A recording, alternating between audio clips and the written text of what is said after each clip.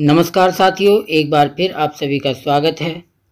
जैसा कि आप सभी अवगत हैं, निपुण भारत अभियान के अंतर्गत शिक्षकों के क्षमता वृद्धि हेतु कुछ प्रशिक्षणों का आयोजन किया जा रहा है, जिसमें प्रत्येक सप्ताह 3 प्रशिक्षण के लिंक जारी किए जाते हैं। उसी के क्रम में ये 7वां कोर्स है, भाषा क्यों और कैसे। इसी की प्रश्नोत्तरी हम लेकर इस वीडियो में उपस्थित हुए हैं। इस प्रश्नोत्तरी को हल करते समय आपके जो प्रश्नों के क्रम है वो आपको परिवर्तित नज़र आ सकते हैं, इसलिए वीडियो को पूरा देखें और इन प्रश्नों को समझकर ही आप अपनी प्रश्नोत्तरी को हल करें, तभी आप सभी प्रश्नों के आंसर सही कर पाएंगे। तो आइए शुरू करते हैं प्रश्नोत्तरी, भाषा क्यों और कैसे। पहला प्रश्न देखते हैं। बुदबुदाना, आड़ी तिरछी रेखाएं खींचना, चित्रों और वस्तुओं की ओर आकर्षित होना, ये सभी हैं भाषा से संबंधित बाल्यावस्था की नैसर्गिक क्रियाएं। भाषा से संबंधित किशोरावस्था की विशिष्ट क्रियाएं, भाषा से संबंधित किशोरावस्था की नैसर्गिक क्रियाएं और भाषा से संबंधित बाल्यावस्था की विशिष्ट क्रियाएं। तो ये जो है पहला ऑप्शन जो है भाषा से संबंधित बाल्यावस्था की नैसर्गिक क्रियाएं, इस ऑप्शन का सही ऑप्शन है इस प्रश्न का। इस पर हम क्लिक कर देंगे और आगे बढ़ेंगे।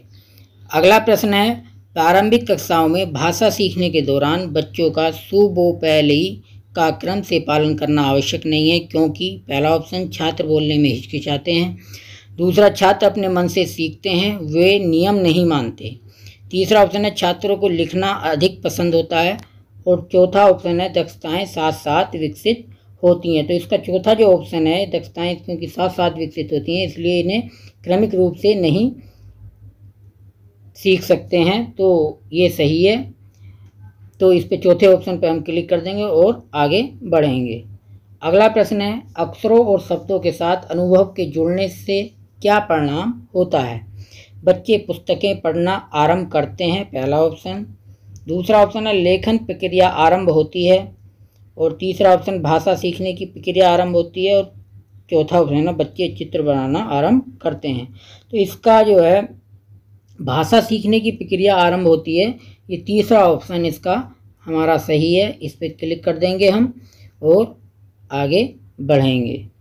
अगला प्रश्न देखते हैं, निम्नलिखित में से अभिव्यक्ति के माध्यम हैं उपरोक्त सभी, अर्थात ये सारे के सारे ऑप्शन सही हैं, या मौखिक, लिखित या संकेतों द्वारा।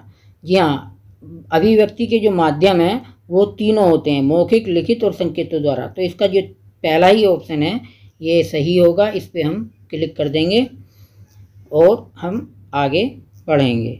अगला प्रश्न है, बच्चे भाषा के मानक रूप को ग्रहण करें, इसके लिए विद्यालय की क्या भूमिका होनी चाहिए।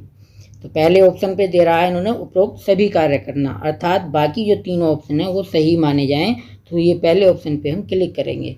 दूसरा ऑप्शन है बच्चों को अधिक से अधिक कार्य करवाना, दूसरा भाषा प्रयोग के समृद्ध और रुचिकर मौके प्रदान करना, और बच्चों को मानक भाषा बोलने के लिए जोर देना। तो इसका जो तीसरा ऑप्शन है भाषा प्रयोग के समृद्ध और रुचि मौके प्रदान करना, बच्चे को भाषा के मानक रूप ग्रहण करने में जो है विद्यालय की भूमिका होनी चाहिए। तो इसके तीसरे ऑप्शन पे हम क्लिक करेंगे और आगे बढ़ेंगे। अगला प्रश्न देखते हैं, छोटे बच्चों के लिए शब्द और अक्षर कौन से रूप में होते हैं। तो अमूर्त रूप में होते हैं, कभी मूर्त कभी अमूर्त रूप में होते हैं, या तीसरा ऑप्शन है मूर्त रूप में होते हैं, और चौथा ऑप्शन है मूर्त और अमूर्त रूप में होते हैं। तो छोटे बच्चे के लिए शब्द और अक्षर अमूर्त रूप में होते हैं, इसका पहला ऑप्शन इसका सही होगा और इस पर हम क्लिक कर देंगे। इससे बाद वाली जो प्रशिक्षण है, 8वां जो प्रशिक्षण है, उसकी प्रश्नोत्तरी भी मैं आपके लिए शीघ्र लेकर उपस्थित होऊंगा।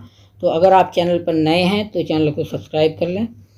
ये प्रश्न है, भाषा के संबंध में किए गए अनुसंधान निम्नलिखित में से किस बात की पुष्टि करते हैं। पहला ऑप्शन, बच्चों को आरंभ से ही मानक भाषा बोलनी चाहिए, दूसरा 2 से 8 वर्ष के बीच बच्चे सबसे तेजी से सीखते हैं, तीसरा ऑप्शन भाषा का विभिन्न विषयों से कोई संबंध नहीं है, और चौथा ऑप्शन है बुनियादी स्तर पर बच्चों में भाषा की समझ का विकास करना आवश्यक नहीं है। तो इस प्रश्न का जो है दूसरा वाला जो ऑप्शन है 2 से 8 वर्ष के बीच बच्चे सबसे तेज़ी से सीखते हैं, ये भाषा के संबंध में किए गए अनुसंधान का से इस बात की पुष्टि होती है। तो हम दूसरे ऑप्शन पे इस पर क्लिक करेंगे और आगे बढ़ जाएंगे। अगला प्रश्न है, बच्चे को शब्दों की आवश्यकता सबसे पहले कब होती है? अनुभव के बाद, बातों को देखकर, दूसरा ऑप्शन है। तीसरा ऑप्शन है बातों को सुनकर, या चौथा ऑप्शन है देखने, सुनने और अनुभव करने के बाद। तो देखने, सुनने और अनुभव करने के बाद ही बच्चे को शब्दों की आवश्यकता होती है। तो हमारा ये चौथा ऑप्शन है ये सही है, इस पर हम क्लिक कर देंगे और आगे बढ़ेंगे। अगला प्रश्न है, प्राथमिक स्तर पर भाषा की कक्षा में छात्रों के सामने विभिन्न संदर्भ रखने चाहिए ताकि छात्र, इन्होंने पहला ऑप्शन दिया, उपरोक्त सभी कार्य कर सकें, अर्थात बाकी तीनों जो ऑप्शन है वो सभी कार्य है। अर्थ ग्रहण करना सीखें, अनुमान लगाना सीखें और निर्णय लेना सीखें। तो भाषा, प्राथमिक स्तर पर भाषा की जो कक्षा है उसमें ये तीनों ही संदर्भ रखने चाहिए, अर्थात हमारा जो पहला ऑप्शन है उपरोक्त सभी कार्य कर सकें, ये सही हो जाएगा। पहले ऑप्शन पे हम क्लिक कर देंगे और आगे बढ़ेंगे। अगला प्रश्न है, भाषा के पहलू कौन से हैं? केवल मानसिक, केवल भाव या चिंतनात्मक, या यांत्रिक तथा भाव या चिंतनात्मक दोनों, या केवल यांत्रिक। तो भाषा के जो हैं तीन मतलब पहलू होते हैं, यांत्रिक तथा भाव या चिंतनात्मक दोनों, या तो यांत्रिक होंगे या भाव या चिंतनात्मक दोनों होंगे। तो हमारा जो तीसरा ऑप्शन है इस प्रश्न का ये सही होगा। इस प्रश्न ऑप्शन पे हम क्लिक करेंगे और आगे बढ़ेंगे। इस तरह से हमने 10 प्रश्नों के उत्तर दिए हैं और अब हम अपना स्कोर चेक कर लेंगे। हमारा स्कोर हुआ 10 आउट ऑफ 10। इस प्रश्नोत्तरी को आप भी सही से ध्यानपूर्वक देख लें और तभी आप इस प्रश्नोत्तरी को करें, क्योंकि आपको इसमें प्रश्नोत्तरी को हल करते हुए एक निश्चित अटेम्प्ट ही मिलेंगे और आपका जो भी बेस्ट स्कोर होगा वही आपका इसमें माना जाएगा। तो इस वीडियो में इतना ही। वीडियो देखने के लिए धन्यवाद। नमस्कार।